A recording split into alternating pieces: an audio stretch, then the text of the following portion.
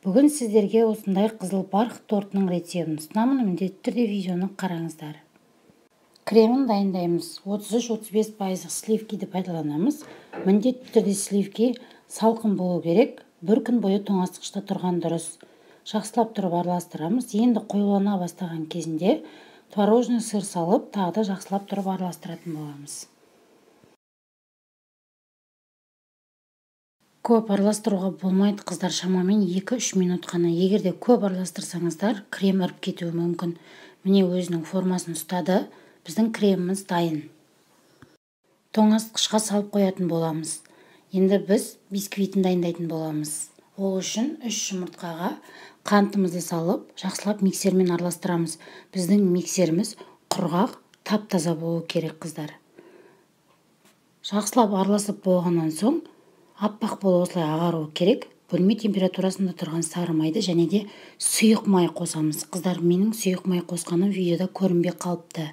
Сұйық массамызды бір шетке алып қоямыз. Айранға осындай бояғыш құятын боламыз. Менде геловый бояғыш пайдаландым. Егер сіздер құрғақ бояғыш пайдалансаңыздар, біздің қамырымыздың цветі қызыл болып шықпай қалады. Сондықтан осындай геловый пайдалануға кеңес беремін. Жақсылап тұрып араластырамыз. Егерде сіздерде айран болмаған жағдайда сүтке лимон қосып, сәл ашытып барып, бояғыш қосып қоссаңыздар болады. Барлығын толық жақсылап араластырамыз. Цветі осылай қызылға өзгереді. Енді сұйық массамызға қосатын боламыз.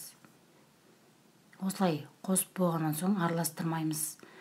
Електен өткізілген ұн, какао, ас содасы және қопсытқышты қосып барып араластыратын боламыз. Міндетті түрде барлығын електен өткізіп алыңыздар, қыздар. Және ескертетін жағдай, ұнды 3 бөлікке бөліп қосыңыздар. Бірден қосып араластыруға болмайды.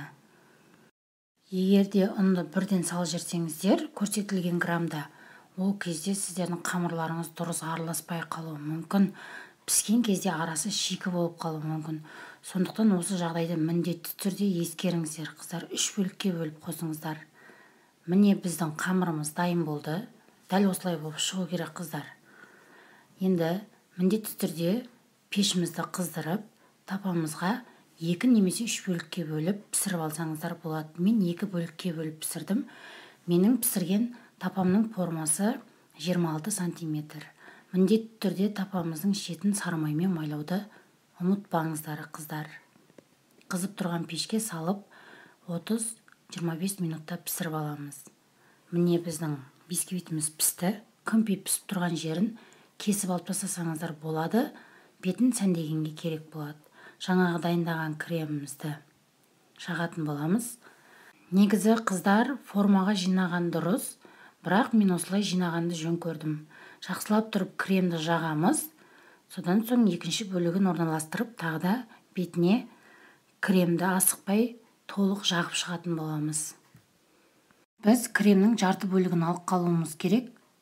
Себебі қазір біз тортты сәндеген кезде керек болады.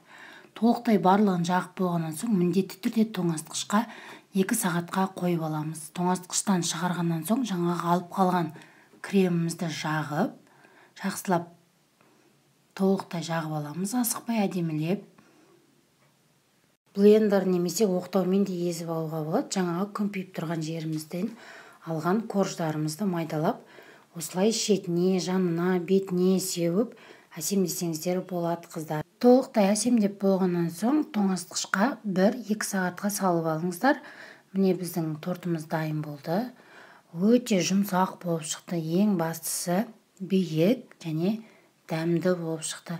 Менің отбасыма қатты ұнады бұл торт. Өте дәмді торт болып шықты. Міндетті түрде жасап көруге кеңес беремін. Үй іштеріңізді осылай қуантсаңыздар болады. Каналға тіркелуді ұмытпаңыз. Келесі кездескенше сау болыңыздар.